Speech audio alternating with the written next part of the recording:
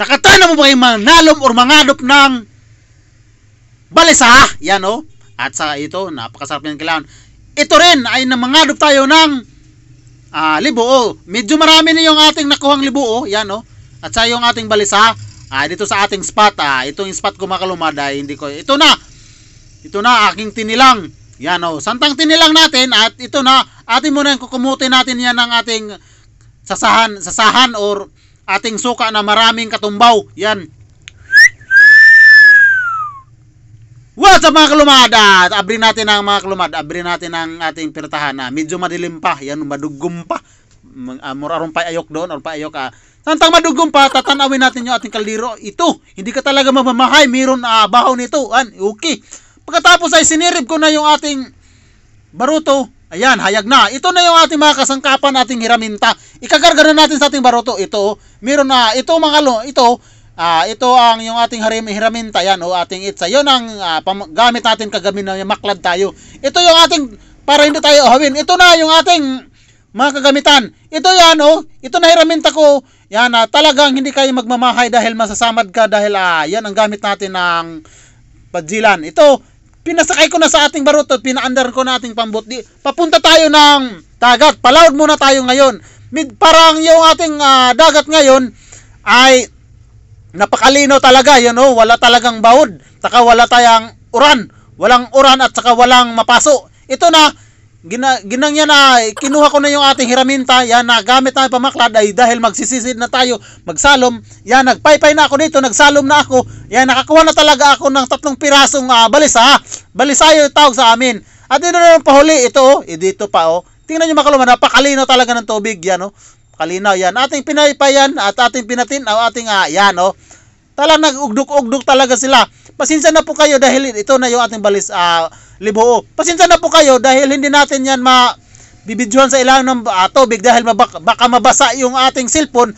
Talaga hindi tayo grupo itong ating cellphone. Yan, napakasarap nito Yan ating kilawin. Nagsasalom-salom na ako dito. Ito, yun yung tawag sa amin na balisa talaga. Yan Yan, medyo marami na. Ito na yung nahuli kong libo At saka yung medyo talagang marami talaga yung ating balisa. Yung ating libo dahil bihira lang yung libo dito sa ating spot dahil hanapin. Ito na, tinilang ko na. Dito tayo sa gitna ng karagatan. Yan Yan ay atin ang kukumutan muna natin ng ating suka na madaigin na katumbaw. Yan di ka talagang mamahay, ating ukay-ukayin muna. Dahil nagugusla na talaga ako naglalaway. Pagkatapos ay atin nabirahan ng atin ng kunting bitsin dahil pangpalasa. Pagkatapos ay linagyan ko na yan ng asin at ito natin linagyan na natin ng ating suka na madaigin na katumbaw. Yan, lagyan. Yan, napakasarap nito. Pagkatapos, ito na yung ating bahaw na medyo dukot-dukot pa talaga na pagod-pagod. Ayan, ito na, Ito na yung ating mga libo, atin ang ipang ating tilang. Yan, sausaw natin dito. Yan, dahil bit ko talaga itong libo. Apila na yan nato ng, ng balisa. Yan, kain tayo. Ayan, pagkalami ay makalumad. Kaan makalumad, kaan. Talagang kanina talaga ako nagugusla dahil nagugutom na talaga ako. Yan hindi ka talaga magmamahay dito sa ating dagat dahil hindi ka magugutom dahil maraming kinhason dito. Katulad na lang ng mga libuo at saka balisa. Yan ito balisa, napakasarap talaga nito. Yan nahinom naman ko mga kalumad yung balisa talaga yun palagi kong kinukuha sa una. Dahil yun ay bibenta ko dahil sa palengke dahil para makapalit kami ng bugas. Yan di ka talaga magmamahay. Yan manginhasay talaga ako sa una ng balisa. Hanto doon manginhasay ako ng balisa mga kalumad. Yan kaan mga kalumad ito. Parang hindi talaga makabalos yung kanato bahaw mga kalumad. Napakasarap ini. Ini mga kalumad napakasarap. Yan yan ating kukumutin. Lalagyan natin ng bahaw na medyo pagod-pagod. Pagkalami ay kaan mga kalumad. Pagkatapos kong kumain dito mga kalumad, manguha pa ako ng balisa dahil para pag uli ko ng bahay, ari kanak madara para meron pang ulam ba. Pagkatapos kong kumain, yan, kain muna tayo dahil hindi pa naman ako nahurot yung ating bahaw. Ito, parang nakikita na talaga yung bahaw natin na pagod-pagod. Yan napakasarap nito. Yan Yan. To mga kalumad, oh, yan oh, pagod-pagod talaga yan oh. Itom-itom ba, itom-itom. Yan, napakasarap talaga dito. Parang nabubungkag talaga yung bahaw. Parang hindi ka talaga magmamahay dito sa ating panguha natin ng kuan ng mga kinasun dito dahil napakarami talagang kinasun dito.